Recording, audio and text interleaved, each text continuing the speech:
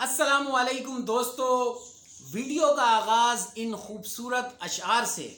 وہ بجلی کا کڑکا تھا یا صوت ہادی، عرب کی زمیں جس نے ساری ہلا دی، نئی ایک لگن دل میں سب کے جگا دی، ایک آواز میں سوتی بستی جگا دی، پڑا ہر طرف غل یہ پیغام حق ہے کہ گونج اٹھے دشت و جبل نام حق سے۔ دوستو، جیسا کہ آپ جانتے ہیں کہ پیارے نبی حضرت محمد صلی اللہ علیہ وسلم نے تاریخ انسانی کا عظیم ترین انقلاب برپا کیا۔ یہ بات صرف میں ہی نہیں کہہ رہا بلکہ یہ ایک مسلمہ حقیقت ہے، اس لیے کہ بہترین فضیلت وہ ہوتی ہے جس کا مخالفین بھی اقرار کریں۔ دوست اور اعتقاد رکھنے والے تو ہر چیز کی تعریف ہی کریں گے، بہترین تعریف وہ ہے جو آپ کے مخالفین کی زبان سے ہو۔ یہاں میں ذکر کرنا چاہتا ہوں ایک کتاب کا جس کا نام ہے دی 100 A Ranking of the Most Influential Persons in History۔ پچھلی صدی کے اختتام سے تقریباً 20 برس قبل امریکہ میں مقیم ہسٹورین مائیکل ہارٹ نے کتاب دی 100 لکھی۔ اس کتاب میں اس نے 5000 سالہ معلوم انسانی تاریخ میں سے ایسے 100 انسانوں کا انتخاب کر کے ان کی درجہ بندی کی جنہوں نے انسانی تمدن کے دہارے کے رخ کو موڑنے میں مؤثر کردار ادا کیا۔ مائیکل ہارٹ مذہب کے اعتبار سے عیسائی ہے۔ ان کی یہ کتاب دنیا میں بہت عام ہوئی ہے۔ کتاب کی دلچسپ اور کچھ لوگوں کے لیے حیران کن بات یہ ہے کہ اس نے اس کتاب میں عیسائی ہونے کے باوجود حضرت عیسیٰ علیہ السلام کو نمبر 3 پر رکھا۔ جیسا کہ آپ کو معلوم ہے عیسائیوں کی بہت زیادہ تعداد ایسی ہے جن کے نزدیک عیسیٰ علیہ السلام خدا کے اکلوتے بیٹے ہیں۔ نعوذ باللہ، ایسا ہرگز نہیں۔ مائیکل ہارٹ نے اس بات کو اپنی کتاب میں ایکسپلین کیا ہے کہ کیوں حضرت عیسیٰ علیہ السلام کو انہوں نے پہلے نمبر پر نہیں رکھا۔ اس میں تو کوئی شک نہیں کہ دنیا بھر میں اور خاص طور پر عیسائیت میں آپ کا نام، آپ کا مقام اعلیٰ ہے، لیکن آپ کی کچھ تعلیمات کو وہ پذیرائی نہیں ملی یا ان پر عمل نہیں کیا گیا جس کی توقع کر سکتے ہیں۔ مثال کے طور پر آپ کا فرمان resist not evil but whosoever shall smite thee in the right cheek turn to him other also، یعنی اگر کوئی تمہارے دائنے گال پر تھپڑ مارے تو دوسرا گال بھی اس کے آگے کر دو۔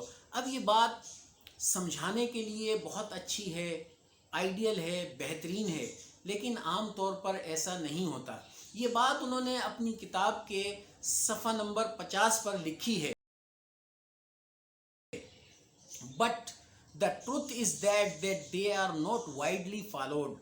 مطلب یہ کہ حقیقت یہ ہے کہ اس پر عمل نہیں کیا جاتا، بلکہ عام طور پر ان باتوں کو قابل قبول نہیں سمجھا جاتا۔ تو اگر کوئی یہ کہتا بھی ہے کہ یہ بات سننے میں اچھی لگتی ہے لیکن ہمیں یہ معلوم ہے کہ اس پر عمل نہیں کیا جاتا۔ دوسری وجہ کہ کیوں حضرت عیسیٰ علیہ السلام کو پہلے نمبر پر نہیں رکھا، باوجود اس کے کہ عیسائیت دنیا میں سب سے زیادہ بڑے پیمانے پر تسلیم کیا جانے والا مذہب ہے۔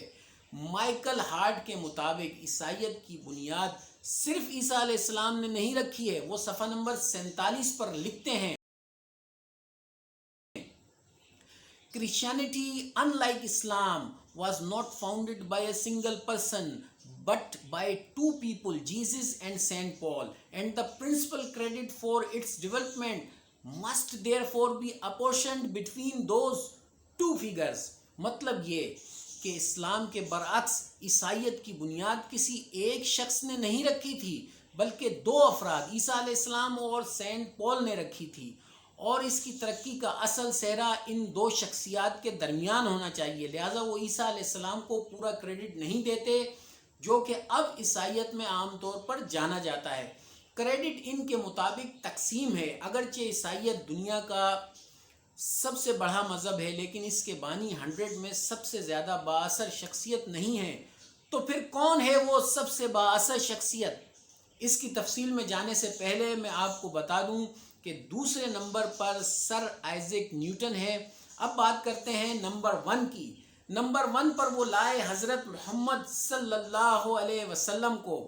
یہاں ایک چیز واضح کرتا چلوں کہ صلی اللہ علیہ وسلم کا میں اضافہ کرتا ہوں، کیونکہ مائیکل ہارٹ مکمل طور پر سیکولر نقطۂ نظر سے اس سوال کا جواب دے رہے ہیں کہ وہ کون شخص ہے جو پوری انسانی تاریخ میں سب سے زیادہ بااثر تھا، اور کیا وجہ ہے کہ وہ محمد صلی اللہ علیہ وسلم کو پہلے نمبر پر لائے۔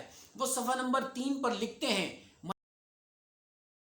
My choice of Muhammad to lead the list of the world's most influential persons may surprise some readers and may be questioned by others, but he was the only man in history who was supremely successful on both the religious and secular levels۔ مطلب وہ کہتے ہیں دنیا کے سب سے بااثر افراد کی فہرست میں سر فہرست ہونے کے لیے محمد صلی اللہ علیہ وسلم کا میرا انتخاب کچھ قارئین، کچھ پڑھنے والوں کو حیران کر سکتا ہے اور کچھ کے لیے سوالیہ نشان بھی ہو سکتا ہے، لیکن وہ تاریخ میں واحد انسان تھے جو مذہبی اور سیکولر دونوں سطحوں پر انتہائی کامیاب رہے، سپریملی سکسیسفل۔ دیکھیں، مائیکل ہارٹ کے نزدیک انسانی زندگی کے 2 علیحدہ میدان ہیں، ایک ہے مذہب، اخلاق اور روحانیت کا میدان، جبکہ ایک ہے تمدن، تہذیب، سیاست اور معاشرت کا میدان، اور ان دونوں میدانوں میں انتہائی کامیاب، سپریملی سکسیسفل انسانی تاریخ میں صرف ایک ہی شخصیت ہیں، اور وہ ہیں حضرت محمد صلی اللہ علیہ وسلم۔ یہاں ایک غور طرف بات ہے، دیکھیں، جن لوگوں کو بالعموم بڑا سمجھا جاتا ہے، ان کی عظمت کسی ایک پہلو سے نمایاں ہوتی ہے۔ جیسے عبادت گزاری اور نفس کشی میں گوتم بدھ بہت اونچا سمجھا جاتا ہے، اخلاقی تعلیمات کے اعتبار سے حضرت مسیح علیہ السلام بہت اونچے ہیں، لیکن کیا ریاست، حکومت اور سیاست میں ان کا کوئی دخل ہے؟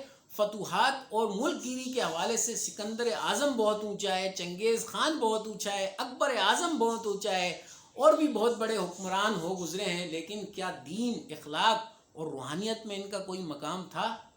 یقیناً نہیں۔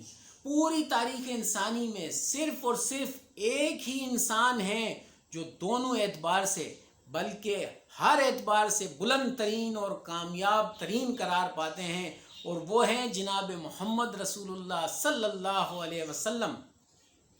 سینٹ پال کا ذکر آپ نے سنا، یہاں میں ہمارے علماء کرام کی تحقیق آپ کو بتاتا چلوں۔ دراصل سینٹ پال کی تعبیر کے مطابق ہی عیسائیوں نے شریعت سے بغاوت کی اور شریعت کو اٹھا کر ایک طرف رکھ دیا، جبکہ عیسیٰ علیہ السلام کی معجزاتی پیدائش اور بعثت بنی اسرائیل یعنی یہود کی اصلاح کے لیے تھی۔ آپ تو یہود ہی کے اندر سے اٹھے تھے، آپ نے پوری زندگی اسی شریعت کے مطابق گزاری، آپ شریعت کو ختم کرنے نہیں آئے تھے، اس کو آپ نے خود بیان کیا ہے۔ Gospel of Matthew 5:17 Think not that I am come to destroy the law or the prophets. I am not come to destroy but to fulfill۔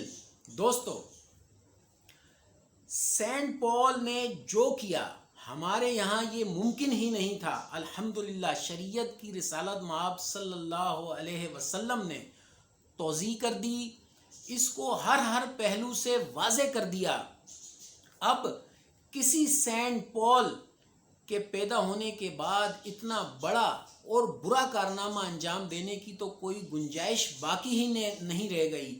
یہ چیز چونکہ ایسی روایت بن گئی جو کہ تاریخ کی روشنی میں کھڑی تھی، تو اس کا انکار ممکن نہیں تھا، اور قرآن کریم کی حفاظت کا ذمہ اللہ سبحانہ و تعالیٰ نے خود لے لیا۔ فرمایا، بے شک یہ کتاب نصیحت ہم ہی نے اتاری ہے اور ہم ہی اس کے نگہبان ہیں۔ اللہ سبحانہ و تعالیٰ قرآن کریم میں فرماتے ہیں، وَرَفَعْنَا لَكَ ذِكْرَكَ، اور ہم نے آپ صلی اللہ علیہ وسلم کے ذکر کو بلند کر دیا ہے۔